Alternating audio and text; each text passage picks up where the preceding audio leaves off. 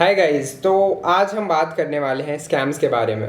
Scams normal नहीं होते, but मुझे पता है कि आप इस वीडियो को हो सकता है तभी ढूंढ रहे हो जब आपको भी एक ऐसा मेल आया हो कि या फिर किसी का मैसेज आया हो कि हमें इतने रुपए सिक्योरिटी डिपॉजिट कर दो, या फिर फ्रीलांसर पे या कहीं और इसी टाइप के कुछ मैसेज आए हो।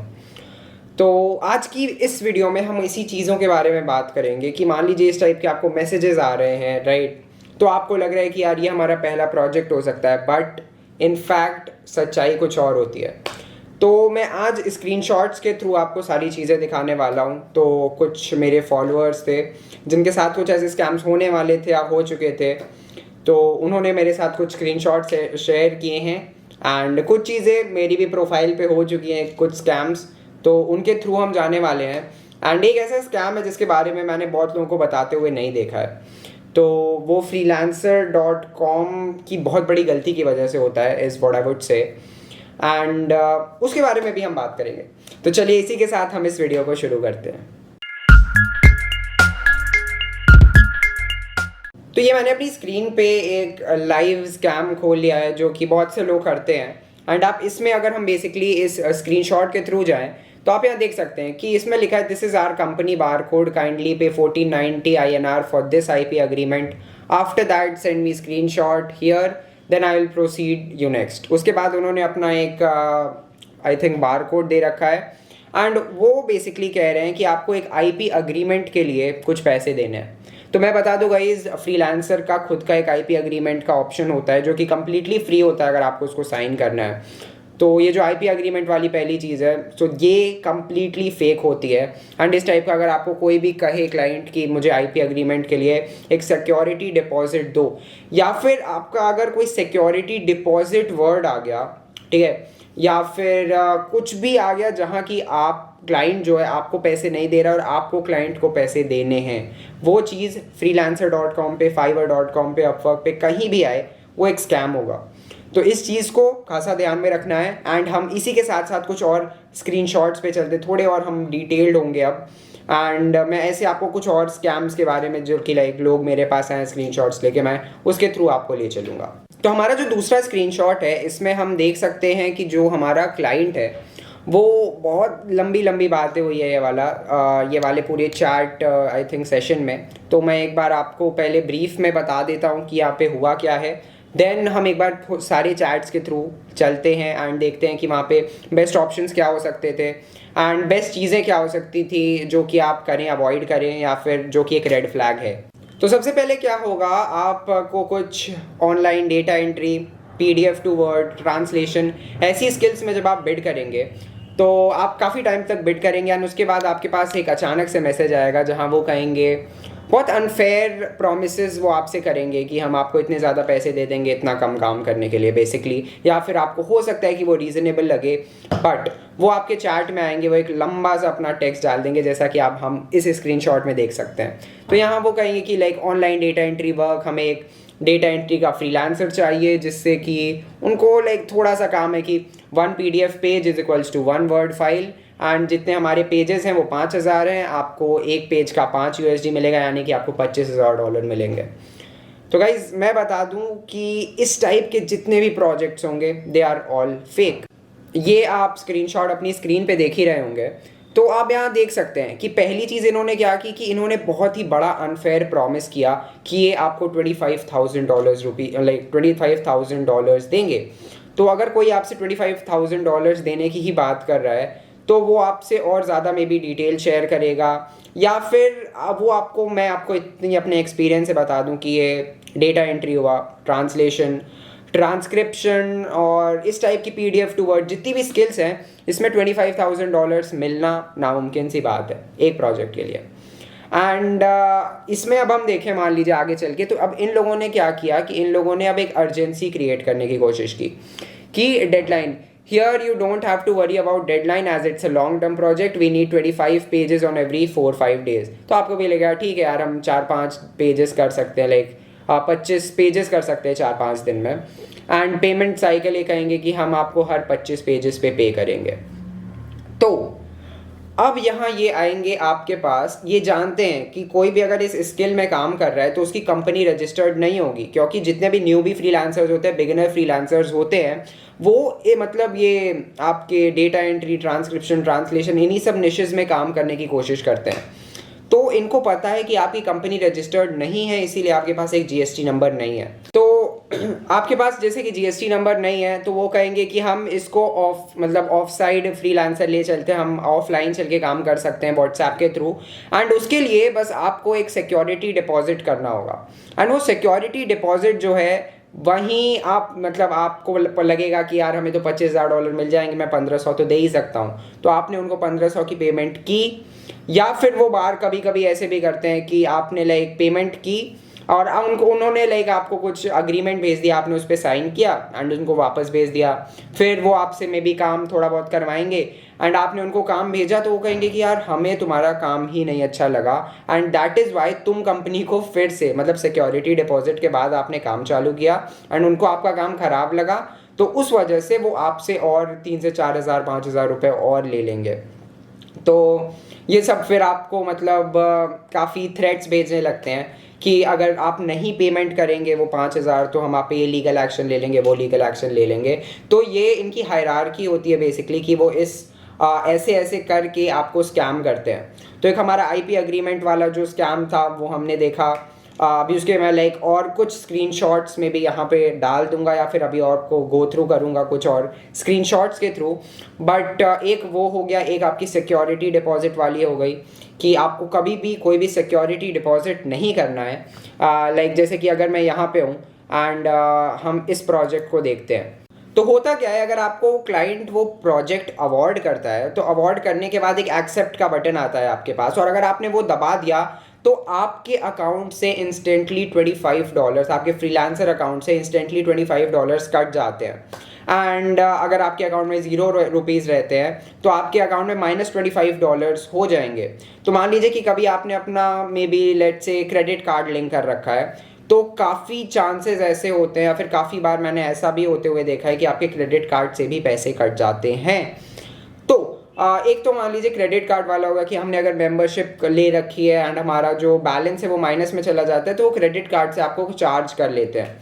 तो इसीलिए मैं पर्सनली हमेशा ऑटो रिन्यूअल फ्रीलांसर पे ऑफ रखता हूँ, तो मैं मैनुअली ही पैसे ऐड करके मैं उसको रिन्यू कर लेता हूँ। बट अभी रीसेंट चेंजेस में मैंने देखा कि एक कार्ड की ज़रूरत ज़रूर रहती है आपको, अगर आपको कोई भी मेंबरशिप लेनी है फ्रीलांसर पे। तो ये सारी जो छोटी छोटी चीज़ें हैं ना, इसका आपको ध्यान रखना है कि आपका अगर कोई भी क्लाइंट आता है, जब तक वो उतनी बताई गई रकम का, लेट से वो आपको $250 कह रहा है कि मैं $250 का आपको एक प्रोजेक्ट दूंगा, तो आपको पहली चीज़ क्या करनी है, उसको कहना है कि यार तुम माइलस्टोन बनाओ। अगर आपने माइलस्टोन बनाने से पहले वो प्रोजेक्ट एक्सेप्ट कर लिया तो आपके अकाउंट से तो पैसे तो कट ही जाएंगे। ऊपर से मान लीजिए आगे चल के अगर क्लाइंट ने कहा कि यार मुझे आपके साथ ही प्रोजेक्ट नहीं करना है, तो वो जो $25 की आपकी प्रोजेक्ट फ़ी कटी ना उस $250 के प्रोजेक्ट पे, वो आपको वापस भी नहीं देगा फ्रीलांसर।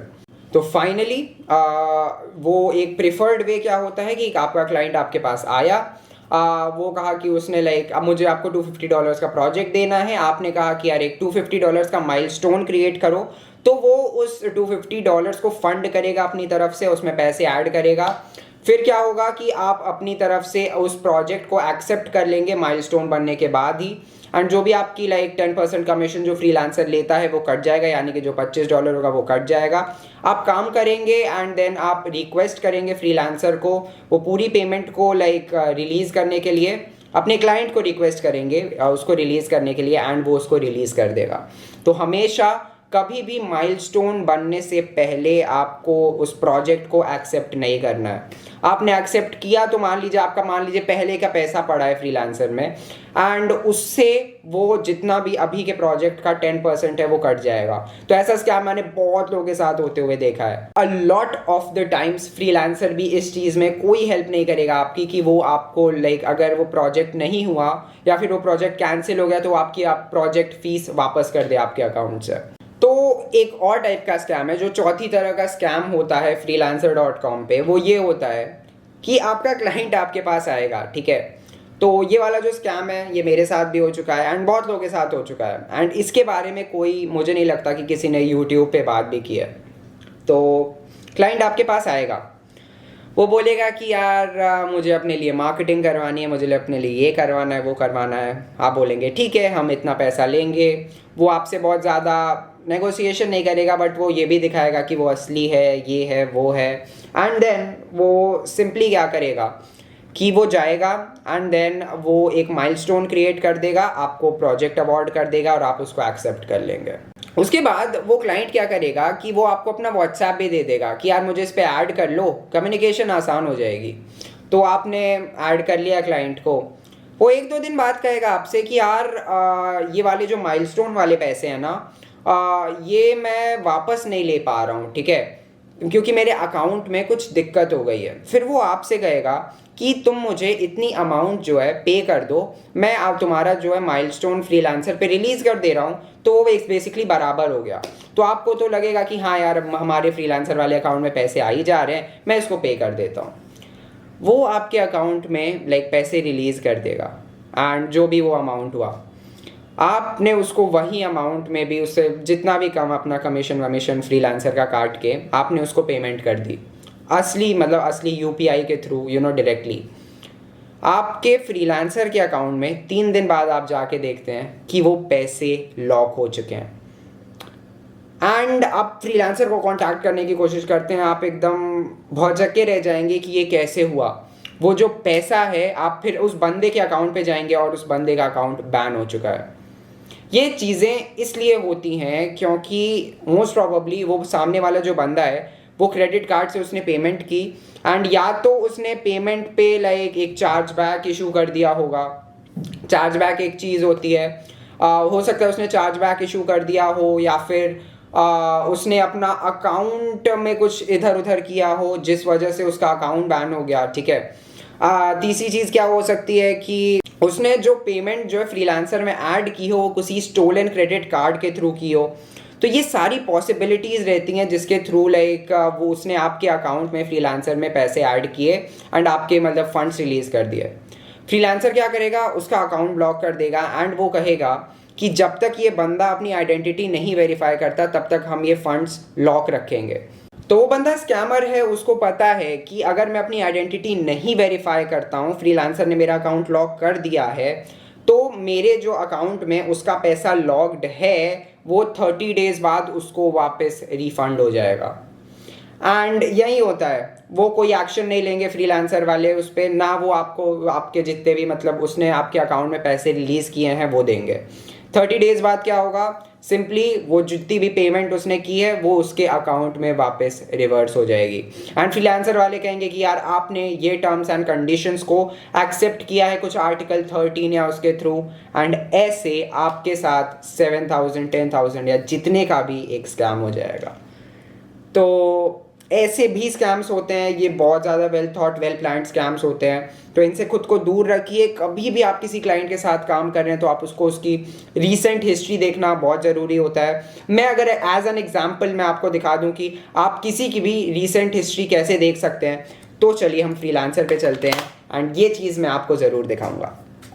तो लेट्स से कि मेरा एक क्लाइंट है, तो मैं उसके अकाउंट पर जाता हूँ, मैं बाकी चीज़ें ब्लर कर दूंगा फॉर ऑब्वियस रीजंस, बट मैं आपको ये ज़रूर दिखा दूंगा कि आपको देखना है कि आपके क्लाइंट के पास रिव्यूज़ हैं कि नहीं, उसने क्या क्या चीज़ें वेरीफाई कर रखी हैं। तो ये सारी डिटेल्स आपको पता होना बहुत इंपॉर्टेंट है कि आपका क्लाइंट लेजिट है कि नहीं। तो ये मेरा एक क्लाइंट है एंड इसकी PFP एंड डिस्क्रिप्शन मैं हाइड कर दूंगा फॉर ऑब्वियस रीजंस, बट मैं आपको दिखा देता हूँ कि आप कैसे चेक कर सकते हैं कि आपका जो सामने क्लाइंट आ रहा है वो लेजिट है कि नहीं है। तो पहली चीज़, आपको यहाँ से बेसिकली पहले सबसे फ्रीलांसर प्रोफाइल किसी की भी सिलेक्टेड होती है, तो आपको देखना है कि आपके सामने वाले क्लाइंट के पास रिव्यूज़ हैं कि नहीं, उसने और लोगों के साथ काम कर रखा है कि नहीं कर रखा। आपको उसके लिए जाना है व्यू क्लाइंट प्रोफाइल वाले सेक्शन में। उसके बाद आप थोड़ा सा नीचे जाएंगे तो आपको यहाँ दिखेगा कि अगर उसने किसी और लोगों के साथ काम कर रखा है तो आपको यहाँ उसके रिव्यूज़ दिख जाएंगे कि और लोगों ने उसके लिए क्या रिव्यूज़ छोड़े हैं। आपको यहाँ वेरिफिकेशंस में सारी चीज़ें दिख जाएंगी कि उसने क्या क्या वेरीफाई किया है। अगर आपके क्लाइंट का जो यूज़र नेम है वो बहुत अजीब सा है, यू और उसके बाद नंबर्स ही चल रहे हैं, एफ उसके बाद नंबर्स ही चल रहे हैं, राइट, और उसका सिर्फ और सिर्फ ईमेल वेरीफाइड है, आपको कभी ऐसे क्लाइंट के साथ काम ही नहीं करना है। रिस्क लेने की कोई ज़रूरत नहीं है, और क्लाइंट्स आते जाते रहेंगे, बट ऐसे क्लाइंट्स के साथ जिनका यूज़र नेम बहुत अजीब सा होता है एंड उनका सिर्फ और सिर्फ ईमेल वेरीफाइड है, उनके साथ कभी काम नहीं करना है। आपको अगर मैं कुछ ग्रीन सिग्नल्स के बारे में बता दूं तो email verified and payment verified अगर किसी की है तो आई थिंक कि वो एक अच्छा क्लाइंट है एंड उसने पहले लोगों के साथ काम कर रखा होगा, नहीं कर रखा होगा, बट एक अगर कोई बंदा अपनी पेमेंट वेरीफाई करा रखा है तो आई थिंक कि वो एक ग्रीन सिग्नल होता है कि आप उस क्लाइंट के साथ काम कर सकते हैं। उसने आइडेंटिटी वेरीफाई करा रखी है तो वो एक टॉप क्लाइंट है फ्रीलांसर का, वो सालों से फ्रीलांसर हायर करता आ रहा है, तो ये भी आप जान सकते हैं उसकी सिर्फ और सिर्फ प्रोफाइल के थ्रू जाके। बाकी अगर उसने अपनी इमेज अपनी इमेज ऐड कर रखी है, अपना डिस्क्रिप्शन ऐड कर रखा है, तो ये सारे ही ग्रीन सिग्नल्स होते हैं। उसके बात करने के तरीके के, उसके नेगोशिएट करने के तरीके से आप स्कैम से बच सकते हैं। आप मतलब उसको समझ सकते हैं कि वो असली है कि नहीं। अगर आपने जितने पैसे मांगे वो कह रहा है कि हाँ यार चलो ले लो कोई दिक्कत नहीं है, तो मोस्ट प्रॉबेबली वो एक हो सकता है। मैं ये नहीं कह रहा हूँ कि हाँ कभी आपने जितना मांगा है लोग आपको देंगे ही नहीं, बट अगर आपने काफ़ी हाई प्राइस मांगा और वो कहा कि हाँ यार हाँ ठीक है, तो आपको डेफिनेटली समझ में आ जाएगा कि यार वो एक स्कैमर है। But on the other hand अगर वो थोड़ा सा मे बी नेगोशिएट कर रहा है तो आप समझ सकते हैं कि मतलब नॉर्मल ह्यूमन नेचर है नेगोशिएट करना, एंड दैट इज़ वाई तो उस ऐसे ही आप उसके साथ आगे काम कर सकते हैं। तो आई होप इस वीडियो में ये जो 4 स्कैम्स के तरीके हैं ये आपको समझ में आए होंगे। अगर वीडियो पसंद आई हो तो वीडियो को ज़रूर लाइक कर दीजिएगा, चैनल को सब्सक्राइब कर दीजिएगा, वीडियो को शेयर कर दीजिएगा अगर आपका कोई भी दोस्त फाइवर फ्रीलांसर अपवर्क पे काम कर रहा है। And thanks for watching this video guys.